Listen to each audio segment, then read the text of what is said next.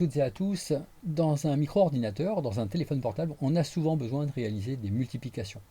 Aujourd'hui, je vous propose de découvrir comment cette multiplication est réalisée à l'intérieur des puces qui se trouvent donc dans votre téléphone portable ou dans votre micro-ordinateur.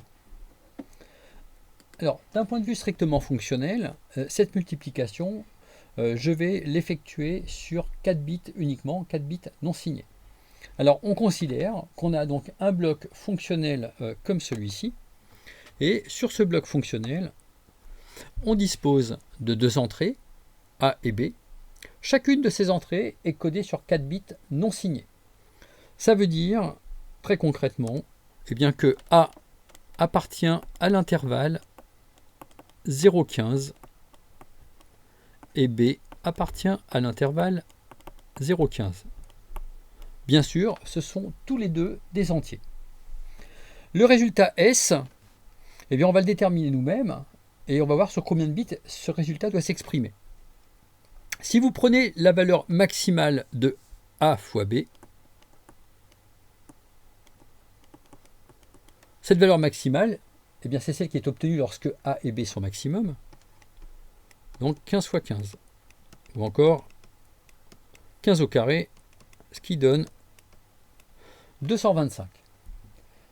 Pour pouvoir coder une information qui va jusqu'à 225, je vais avoir besoin de 8 bits, puisque sur 8 bits, on va pouvoir couvrir l'intervalle 0,255.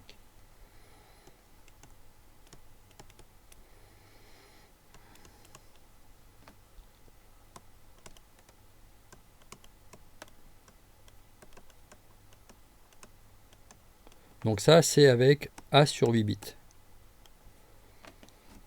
Donc ma sortie S, elle sera donc codée sur 8 bits, et c'est la raison pour laquelle j'ai mis des indices, S indice 7.0, pour bien montrer qu'il s'agit d'un vecteur exprimé sur 8 bits.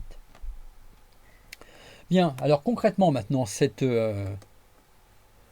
multiplication. Alors on va commencer par un exemple simple pour comprendre comment fonctionne cette multiplication. Donc cette multiplication, ici, sur cet exemple, je vais l'effectuer avec 15 multiplié par 9. 15 en binaire, ça donne le mot que l'on a ici comme première opérande, 1, 1, 1, 1. Je vous rappelle que pour faire le calcul, très simplement, on prend le poids de chacun des bits et on ajoute chacun des poids lorsque les bits sont à 1. Donc ici, 1 plus 2 plus 4 plus 8 égale 15. Ici, 1 plus 8 égale 9. Donc on réalise la multiplication binaire de 15 fois 9. Alors cette multiplication binaire, elle se fait exactement de la même façon que l'on pose une multiplication en décimale. Alors c'est parti. 1 fois 1, 1. 1 fois 1, 1. 1 fois 1, 1. 1 fois 1, 1. Bon, on a compris, c'est assez facile. Et je vous rappelle que dans la multiplication décimale posée, on vient ensuite mettre ici un point et on décale la prochaine multiplication. Donc 0 fois 1111, ça donne que des zéros. 0 fois 1111 à nouveau, avec deux décalages cette fois-ci, ça donne uniquement des zéros. Et on termine par le dernier élément ici. Donc 1 fois 1111, ça nous donne donc, après les trois décalages qui vont bien, 1, 1, 1, 1. Pour terminer cette multiplication, on réalise l'addition des différentes lignes. Alors sachant que le point, c'est équivalent à un 0. Donc addition binaire, 1 plus 0 plus 0 plus 0, 1. 1 plus 0 plus 0 plus 0, 1. 1 plus 0 plus 0 plus 0, 1. 1 plus 0 plus 0 plus 1, bien ça fait 10 en binaire, c'est-à-dire en fait 0 et je retiens 1. 1 plus 0 plus 0 plus 1, ça fait à nouveau 10, c'est-à-dire en fait 0 et je retiens 1. 1 plus 0 plus 1, ça fait 10, 0 et je retiens 1. 1 plus 1, ça donne 0 et je retiens 1. Et puis là finalement 1 plus 0 nous donne 1. Donc voilà le résultat de cette multiplication. Alors on peut voir quelle est la valeur décimale correspondante pour pouvoir vérifier. On a donc ici comme poids 1, 2, 4, 8, 16, 32, 64, 128. Et finalement, le résultat en décimale de cette opération, ce sera donc 128 plus 4, 132, plus 2, 134, plus 1, 135. Et ça, c'est effectivement, si on fait la machine arrière, 9 fois 15. Bien, donc là on a vu le principe de cette multiplication binaire avec des nombres binaires non signés. Alors maintenant, on va s'intéresser à la façon dont on peut mettre ça en œuvre dans un composant logique, typiquement la structure matérielle que l'on va trouver dans un microprocesseur. Alors, pour voir un petit peu comment on va se faire cette mise en œuvre à l'intérieur du microprocesseur, au niveau de l'électronique, eh bien, on va d'abord s'intéresser à la multiplication par un bit. Alors, cette multiplication par un bit, on l'a vu tout à l'heure. On a vu une fois 1, une fois 0, 0, une fois 0, 0, une fois 1, 1. Donc voilà pour la multiplication par un bit. Alors plus généralement, on va multiplier un nombre binaire que j'ai noté ici A, c'est-à-dire A3, A2, A1, A0. Ça, c'est la décomposition de A sur 4 bits, par un seul bit que j'ai noté ici B indice J. Le résultat que l'on va obtenir, c'est celui-ci. C'est en fait A0 fois BJ à cette position-là, A1 fois BJ à cette position-là, comme second bit A2 fois BJ, et ensuite A3 fois BJ. Plus généralement, moi par la suite, je vais noter ça sous la forme S0J, S1J, S2J, S3J. Et je vous rappelle que S0J, c'est donc A0 fois BJ, etc. Alors, ce qui m'intéresse, c'est de voir maintenant la table de vérité du calcul des S indices IJ. Donc, c'est du A fois B égale S. S égale A fois B. Donc, 0 fois 0, 0 fois 0, ça donne 0. 0 fois 1, 0. 1 fois 0, 0. 1 fois 1, 1. On retrouve la table de vérité qui correspond à un et logique.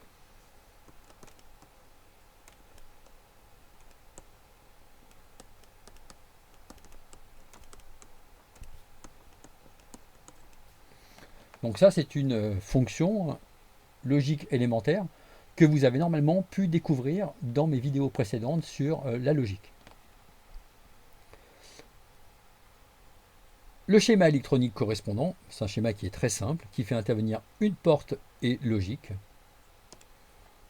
que l'on représente avec la norme américaine, qui est celle que j'utilise, comme ceci. Attention, ici c'est bien droit. Donc à l'entrée, j'ai A indice I, j'ai un bit que j'ai noté B indice J, et le résultat, c'est une sortie S indice IJ. Donc là, on a la base qui nous permet de faire la multiplication d'un bit par un autre bit. Donc c'est une multiplication simplement binaire, un bit fois un bit. On peut maintenant s'intéresser à une multiplication un tout petit peu plus sophistiquée avec 4 bits multipliés par 1 bit, ou 1 bit multiplié par 4 bits. Ici, je multiplie donc BJ par A. Et j'obtiens mes 4 sorties. S0 indice J, S indice 1J, S indice 2J, S indice 3J. Le schéma électronique correspondant, puisque c'est ça qui m'intéresse ici, c'est donc un schéma électronique, puisqu'il y a 4 bits, 4 multiplications de 1 bit par 1 bit, je vais donc avoir 4 portes E.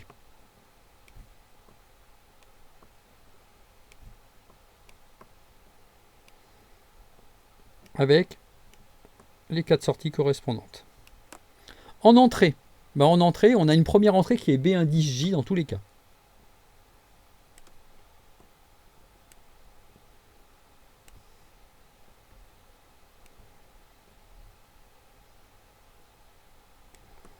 Bon, c'est pas très joli, hein, mais l'essentiel c'est qu'on a bien compris que l'on obtient ici une entrée qui est notée B110J. Ensuite, pour les autres entrées, eh bien, on a A3, A2, A1, A0. Donc ici, A0, ici, A1, ici, A2, ici, A3. Et en sortie, on obtient donc S indice 0J, S indice 1J, S indice 2J et S indice 3J. Ça nous ramène à la multiplication que l'on a vue tout à l'heure, hein, 1 bit multiplié par 4 bits. Mais cette fois-ci, on voit comment, avec des composants logiques, on va pouvoir réaliser cette multiplication de 1 bit par 4 bits. Alors, on poursuit et on revient donc à notre multiplication de 15 fois 9. On va maintenant chercher comment on va pouvoir, d'un point de vue électronique, hein, avec des composants logiques, comment on va pouvoir réaliser cette multiplication. Donc, j'ai repris exactement ce qu'on avait tout à l'heure, et pour réaliser cette multiplication, d'abord, il y a un certain nombre d'éléments que l'on remplace par des zéros. Là, c'est des zéros, tout ça. Bien, ensuite, on peut considérer, vraiment dans la version la plus élémentaire, qu'on va finalement réaliser d'abord des multiplications de 1 bit par 4 bits. Là, je prends ce bit-là, celui-ci, je le multiplie par ces 4 bits-là et j'obtiens ceci. Ça se fait tout à fait avec le schéma qu'on a vu précédemment. Simplement, ce schéma qu'on a vu précédemment, on va le voir apparaître 4 fois, avec d'abord celui-ci plus les 4 bits-là, ensuite le bit ici multiplié par ces 4 bits-là, ce bit-là multiplié par ces 4-là, celui-ci multiplié par ces 4-là.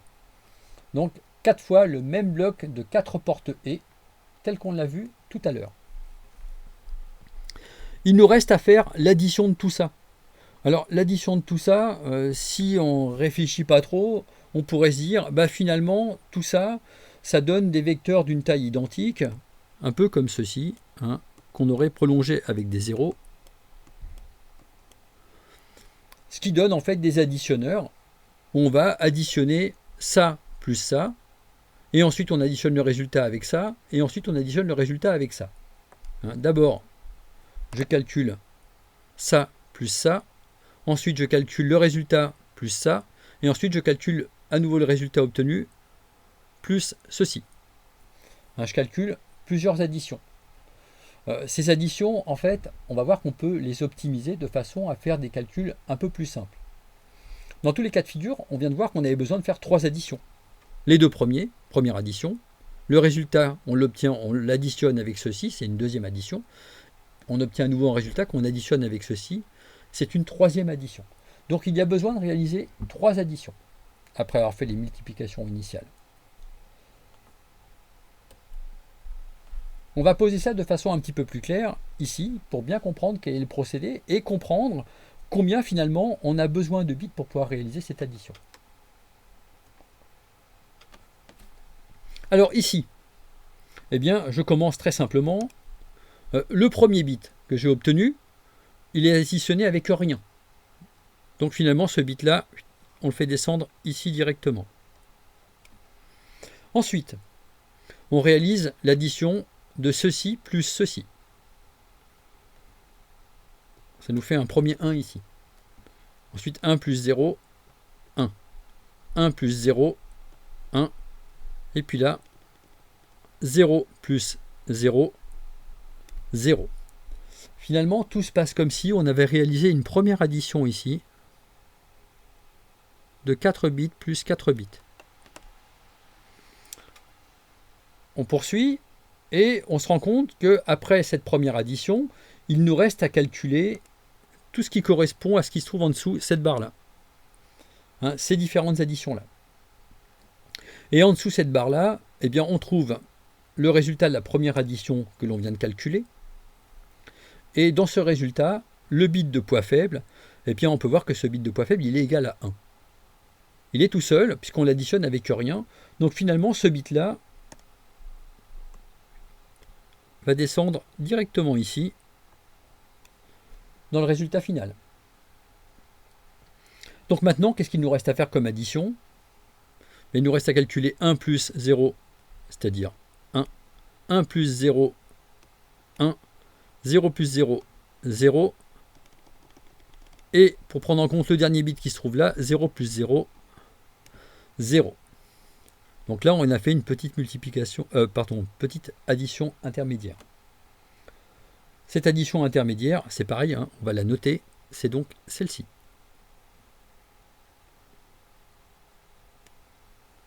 Donc à nouveau, une addition sur 4 bits. Hein, j'ai 4 bits plus 4 bits et j'obtiens, on le verra, parfois 5 bits. Donc ensuite, eh bien, on continue avec le résultat, puisque finalement, ce qui nous reste à prendre en compte, c'est tout ce qui se trouve sous cette nouvelle barre verte. Là, j'ai un bit de poids faible ici. Ce bit de poids faible, je l'ajoute avec rien. C'est toujours comme ça. Donc finalement, il descend directement ici. Et là, j'ai donc un 1 qui apparaît. Et maintenant, il me reste à calculer l'addition suivante pour terminer.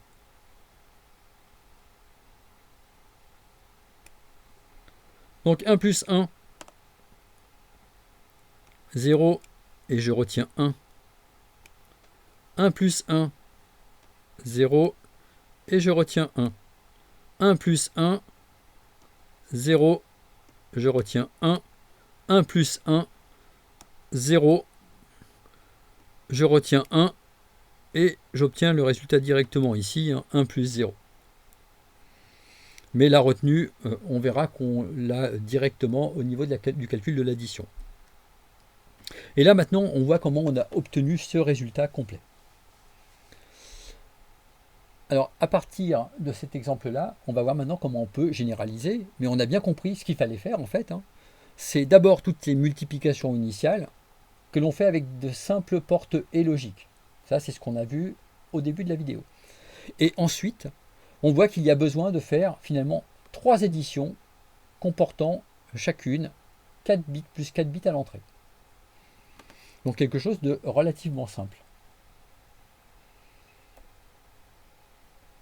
Alors, ce qui m'intéresse maintenant, moi, c'est de généraliser tout ça.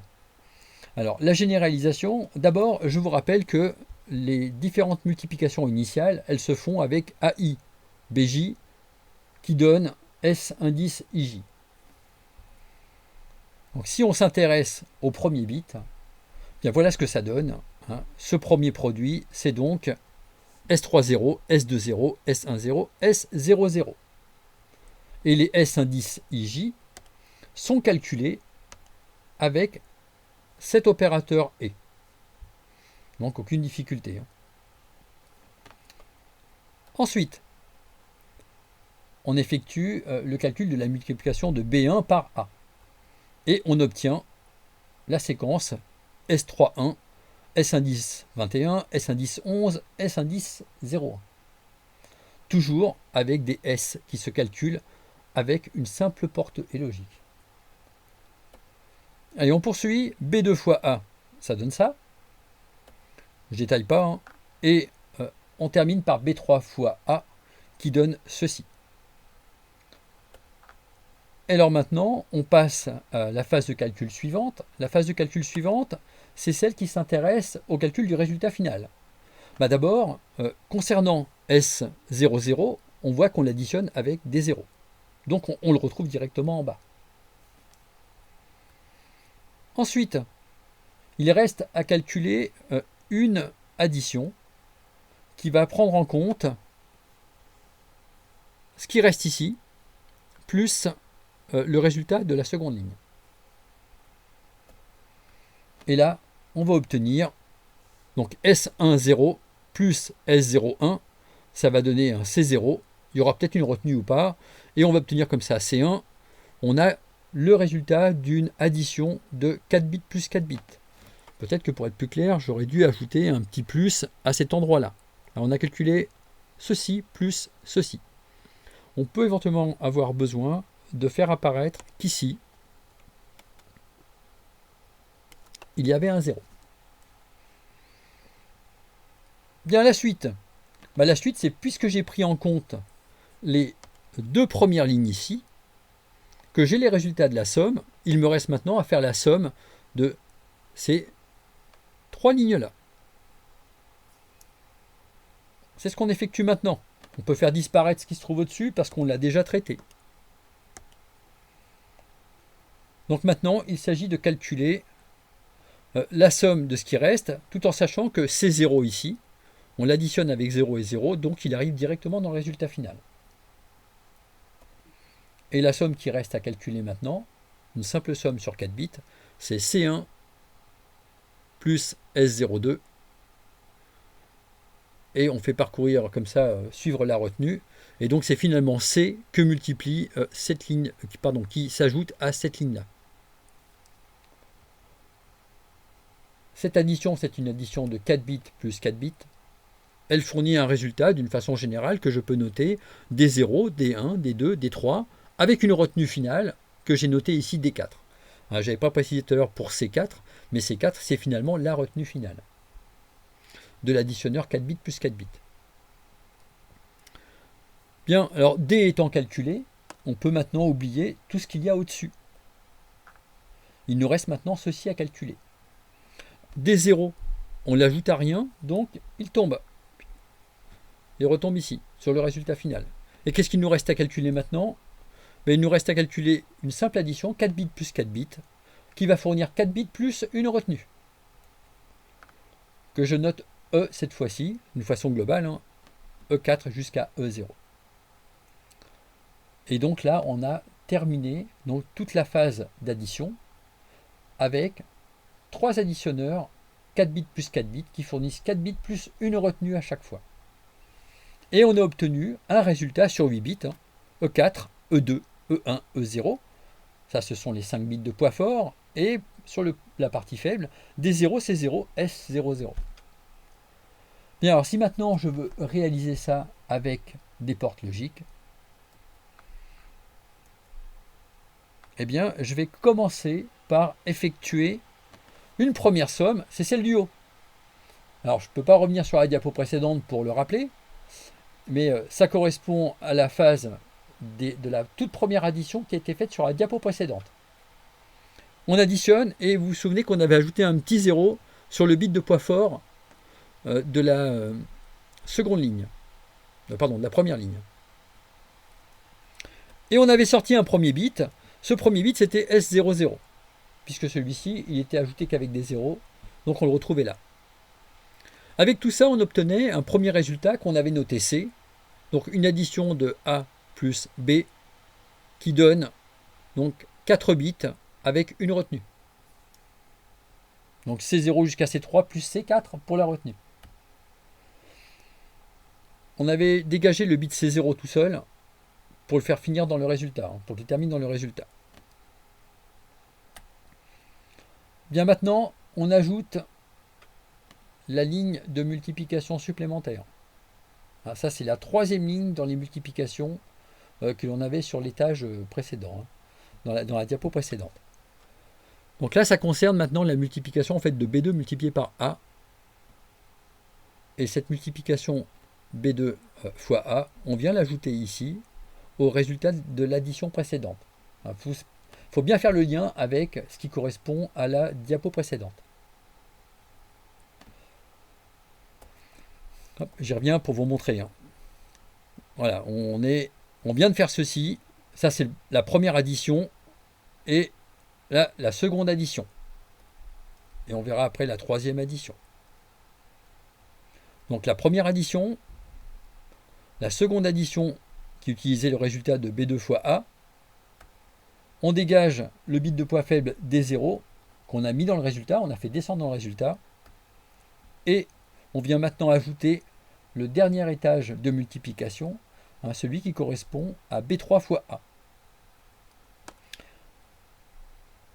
Le résultat, on l'ajoute au résultat de l'addition précédente et on obtient comme ça 5 bits supplémentaires, E0 jusqu'à E4, pour compléter les bits D0, C0 et S00 qu'on a vu précédemment. Donc on vient de voir ici comment on pouvait faire une multiplication 4 bits multiplié par 4 bits à partir de simple multiplication de 1 bit fois 4 bits. On en a 4 comme ça, des multiplications de 1 bit fois 4 bits, plus 3 additionneurs qui donnent l'addition de 4 bits plus 4 bits avec une retenue en sortie pour compléter le résultat sur 4 bits qui est obtenu. Donc tout ça, c'est facile à implémenter avec des portes logiques. Et pour en savoir plus sur la partie addition, je vous invite à revoir la vidéo sur l'addition. Voilà, c'est la fin de cette vidéo. On a pu voir ce qu'était la base donc, de la multiplication dans un microprocesseur ou dans un système logique d'une façon générale. Et par la suite, on verra de façon plus détaillée comment fonctionne un microprocesseur et quels sont les éléments que l'on trouve à l'intérieur. Mais là, on a la brique de base pour ce qui concerne la multiplication. Je vous remercie d'avoir suivi cette vidéo et à bientôt pour d'autres vidéos.